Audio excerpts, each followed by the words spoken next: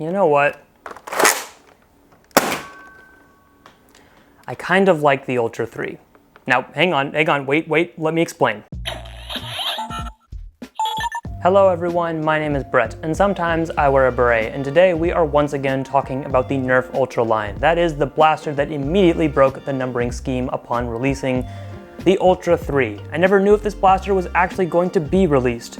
Never thought I'd actually pick one up too once the reviews started coming in, but here we are. Perhaps it was a sign. I kinda like this blaster, and I wanna tell you guys why. But I'm not gonna lie to you, there's a lot of weirdness all packaged into the Ultra 3. So I wanna break out some things that I like and some things that I don't like. I'm sure if you hate Ultra darts or you hate the Ultra line in general, you don't give a crap. You don't care about this blaster, and I completely understand that. Again, honestly, I didn't care about this blaster too much, but after playing around with it a little bit more, it's kind of grown on me. Maybe I'm weird. Let's find out.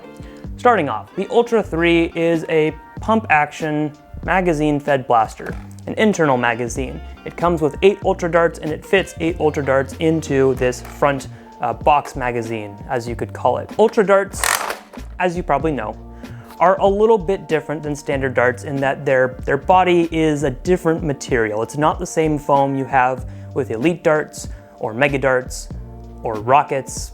Sure, yeah, it's different than that too. But because these are a little bit more rigid, these work really well in an internal magazine system, which means that 8 in here is the full number. You're not gonna fit 9, but they're not going to really compress over time. The Quick 16 is the highest internal magazine fed blaster I'm aware of, and you could shove some more in there, but you would risk kind of squishing your foam, and then sometimes it wouldn't feed well as a result. These ones, I have no concern about leaving this completely full on the dart side. It might slowly weaken the internal magazine spring, but time will only tell on that one. So I think the magazine is executed well. The look of it, we'll talk about that later, but the magazine itself feeds just fine.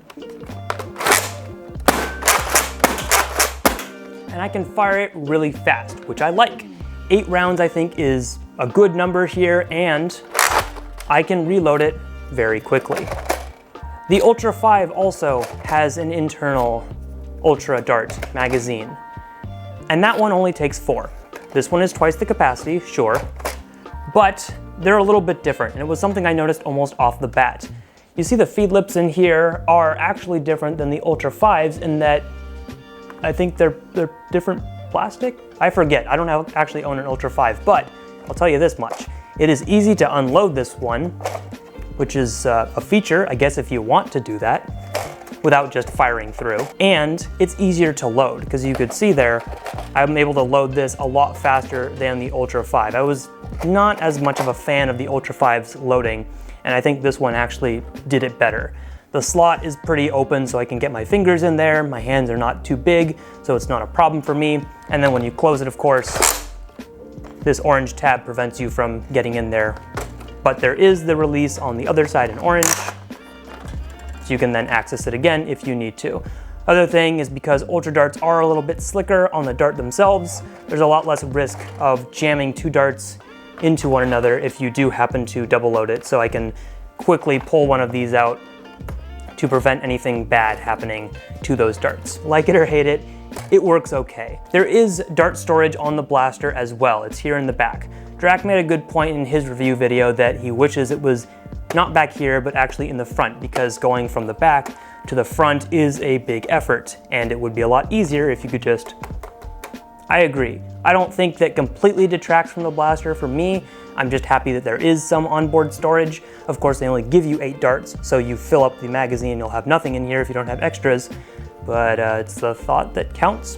I will say this though, while the slots do hold Ultra darts all right, I do think there is a right and wrong way to load them in there and remove them. Put the back first, and then remove them from the same side. So that should affect which side you load them into for when you remove them later. I don't know if it's going to be easier to pull from this side or pull from this side to reload. That's completely up to you. But I have noticed that when I load from like this direction, I'm putting a lot more pressure on these little fins on the back, and I don't want to break these Ultra darts because the fins in the back sometimes make or break your functionality in Ultra blasters themselves, because Ultra darts are special and still expensive. There's a nice long tack rail here on the top, long enough for anything you want to put on there, so long as it doesn't get away with your loading slot.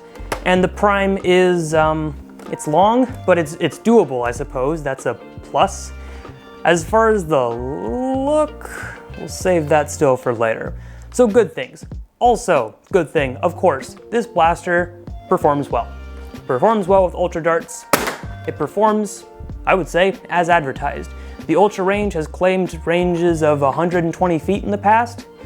This one can do it. This one, typically in my testing, I found to do between 100 and 110 feet per second. That obviously doesn't line up immediately to range claims, but it shows after you've tested those velocities. Sometimes I'll get in the 90s, sometimes I'll get over 110. So this is very capable, especially with an angle, of getting the Ultra advertised range claims. The Springers all seem to do that, and this one is a good example of what I think they were trying to sell before on Ultra performance. So executed decently and a decent rate of fire, no slam fire unfortunately, but you can rattle off shots relatively quickly with this blaster. Now, let's move on to the elephant in the room that is the Ultra 3 as well. I don't mind the look of this. I'll be completely honest, I don't hate this thing. I think adding the muzzle in the front actually made it look a little bit better, but your opinion might differ. A lot of people think this looks really, really weird.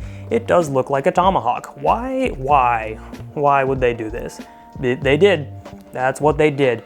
But this is not a tomahawk. Don't throw this at people. Don't throw this in a tomahawk throwing area. It will not stick, and then you'll probably just lose your Ultra 3 blaster. An internal tube-fed magazine version of this may have been better, but they went with the box in the front, so it's the box in the front that we get. This blaster is also an ergonomic nightmare. I'm not gonna scoot around that. The handle is a standard Ultra style handle, which means if you felt any other Ultra blaster, maybe not the Pharaoh, you'll know that this is going to be a little bit small. It's not the worst thing in the world for my hand, but anyone with larger hands as well, it's probably going to be uncomfortable and a little bit too small. I wish they would actually make a reasonable sized handle for a blaster that they're advertising to maybe older folks or just higher performance enthusiasts. And the priming handle,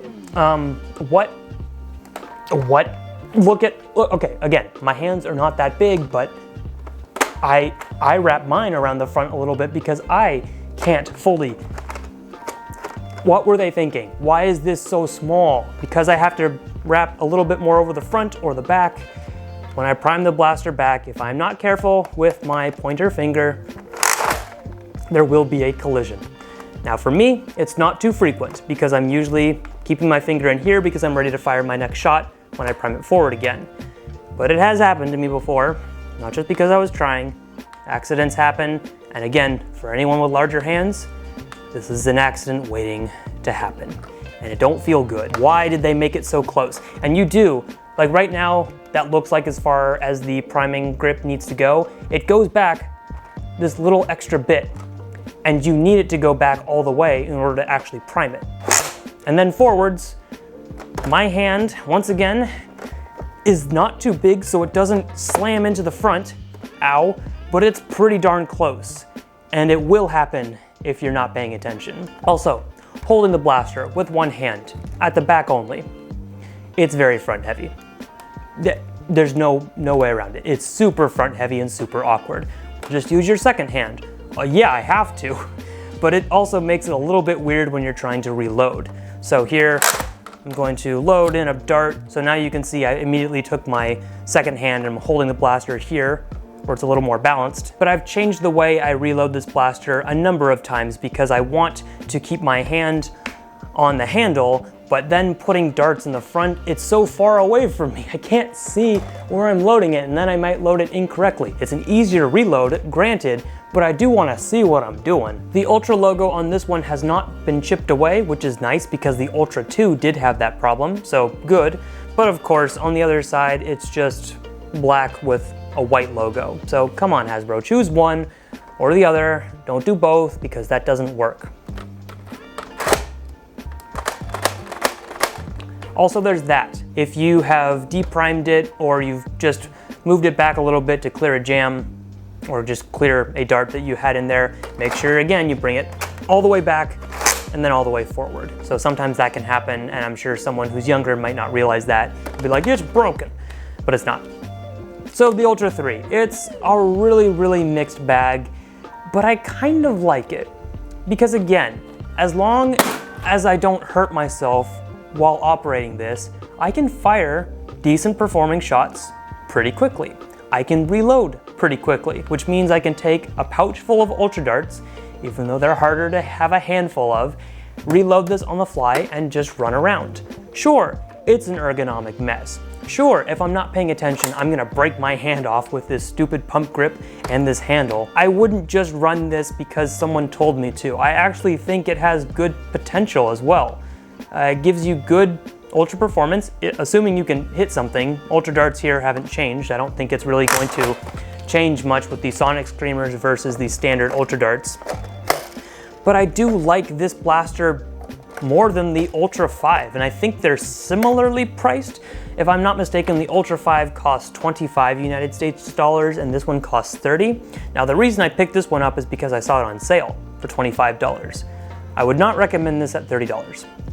I might recommend it at $25 if you are an Ultra enthusiast, and that is a weird set of words to put together. At $20, I think this would be a much better purchase. Again, if you're looking for something like this and you know what you're going to get, because again, there is just so much that you get with this blaster that no one asked for. But yep, but Nerf made it.